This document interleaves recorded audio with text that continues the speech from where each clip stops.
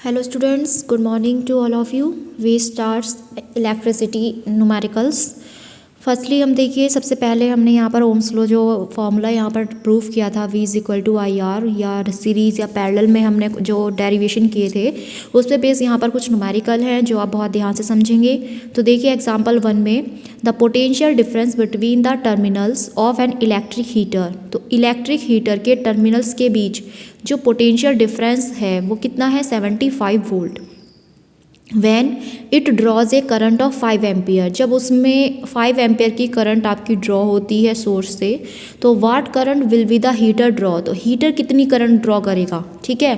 If the potential difference is increase to 150 volt. अब potential difference आपका अगर increase हो रहा है 150 वोल्ट तो उस टाइम हीटर कितनी करंट ड्रॉ करेगा वो हमें यहाँ पर फाइंड आउट करना है।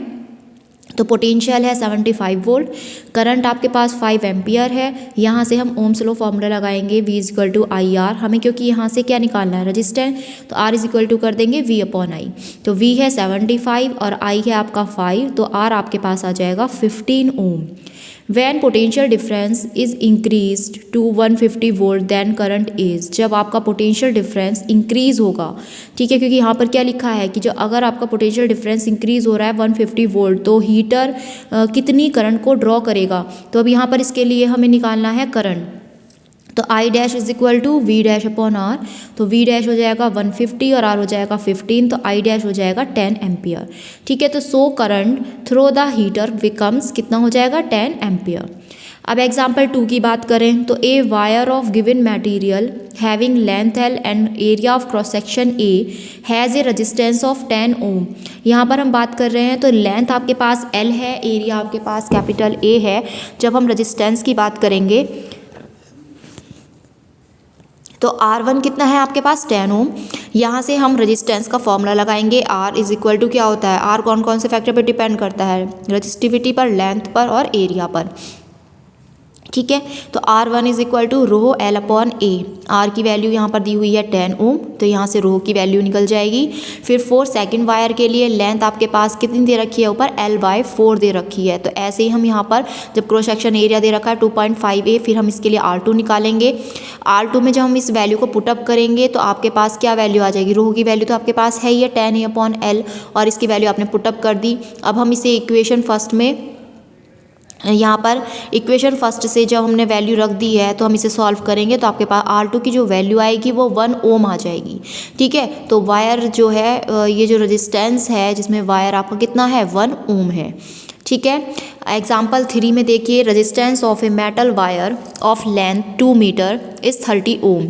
आपके पास जो लेंथ है वो 2 मीटर है जिसका रेजिस्टेंस है 30 ohm at temperature 25 degree C। If the diameter of the wire, wire का जो डायमीटर है वो 0.6 mm है, then what will be the resistivity of the metal at that temperature. तो यहाँ पर लेंथ है 2 मीटर, रेजिस्टेंस है 30, टेम्परेचर है 25, डायमीटर जो दे रखा है वो 0.6 mm दे रखा है, जिसे हम मीटर में चेंज करेंगे तो 6 × 10⁻⁻⁴ मीटर हो जाएगा। और यहाँ पर हमें रेजिस्टिविटी फाइंड आउट करनी है। तो rho is equal to RA upon L। A की वैल्यू लिख देंगे πd², इसमें वैल्यू रखोगे आप, रो की जो जो आपके पास है सब पुट अप करोगे तो आपके पास जो रेजिस्टिविटी निकल कर आएगी वो उसकी वैल्यू होगी 4.24 × 10⁻⁻6 ओम मीटर, ठीक। एग्जाम्पल 4 देखिए, आपके पास यहाँ पर 3 रेजिस्टेंस दिए हुए हैं। इन रेजिस्टेंस को आपको सीरीज़ में कनेक्ट करके उसमें एक बैटरी को जोड़ना है 12 वोल्ट की। कैलकुलेट देयर कंबाइंड रेजिस्टेंस, हमें कैलकुलेट करना है रेजिस्टेंस को जिसमें करंट आपकी फ्लो हो रही है सर्किट में और हर एक रजिस्टर में, ठीक है। तो यहाँ पर देखिए R1, R2, R3 दे रखा है, वोल्टेज दे रखा है और हमें यहाँ पर V1, V2, V3 निकालना है, रेजिस्टेंस IR निकालना है, ठीक है। टोटल रेजिस्टेंस निकालेंगे तो सीरीज़ के लिए हम टोटल रेजिस्टेंस का फॉर्मूला क्या लगाएंगे, R is equal to R1 + R2 + R3। Total resistance आपका निकल जाएगा। यहाँ से टोटल करंट कैसे निकालेंगे, तो I is equal to V upon R। V है 12, R है 30, तो कितना आ जाएगा 2/5, 0.4 एम्पियर आ जाएगा।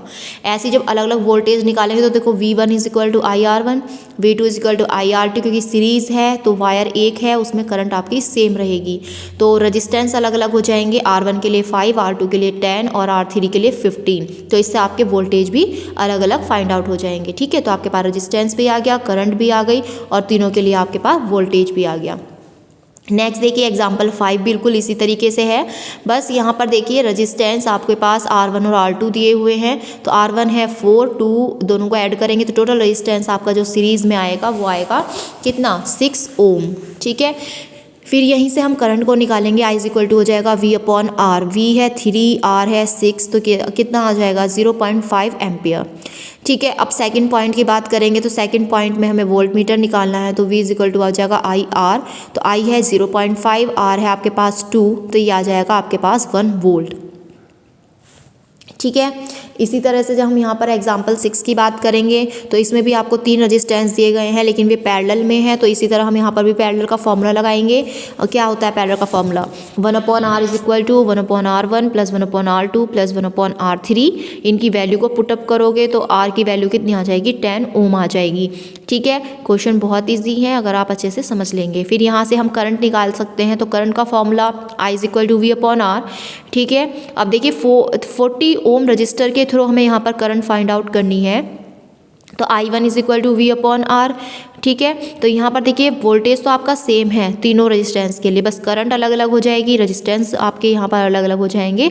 तो हम तीनों के लिए अलग अलग क्या निकाल सकते हैं, यहाँ पर टोटल करंट निकाल सकते हैं। तो I = I1 + I2 + I3 और इसकी वैल्यू रखकर हम टोटल करंट को यहाँ पर फाइंड आउट कर सकते हैं।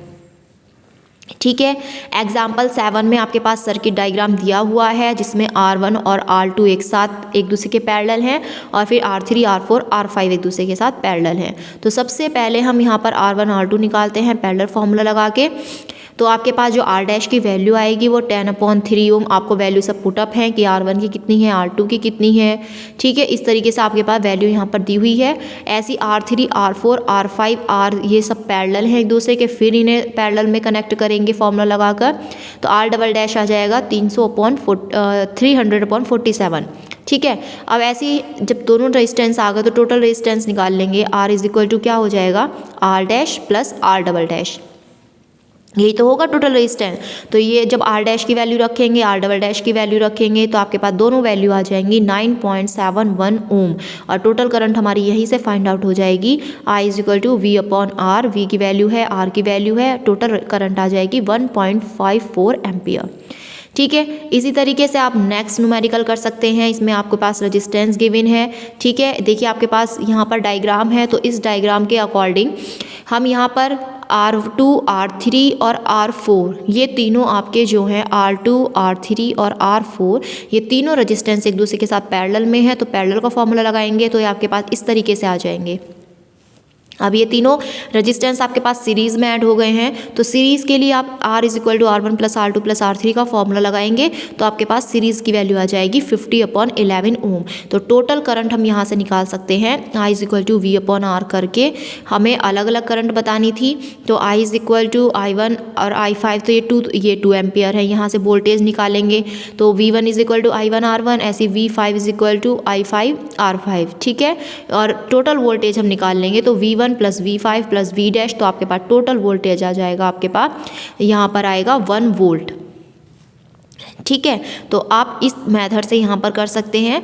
ठीक है, इस आप यहाँ तक भी कर सकते हैं और उसके बाद अगर तुम्हें आगे अलग अलग करंट भी निकालनी है, वोल्टेज तो आपके पास आ गया, अब हमें यहाँ पर करंट निकालनी है तो करंट के लिए I2, I3, R4 यहाँ से यूज़ कर सकते हैं।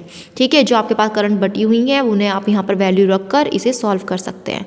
ठीक है, ऐसे ही हम यहाँ पर हीटिंग की बात करें तो हीटिंग के लिए नेक्स्ट क्वेश्चन देखिए, an electric iron consume energy at a rate of 880 watt power आपको गिवन है। ठीक है, और मैक्सिमम रेट आपके पास यहाँ पर दिया हुआ है। तो सबसे पहले हम यहाँ पर हीटिंग जो मैक्सिमम रेट की है उसके लिए निकालेंगे। तो P = VI आपने फॉर्मूला पढ़ा है, यहाँ से हमें करंट निकालनी है तो I = P/V हो जाएगा, रेजिस्टेंस हो जाएगा R = V/I।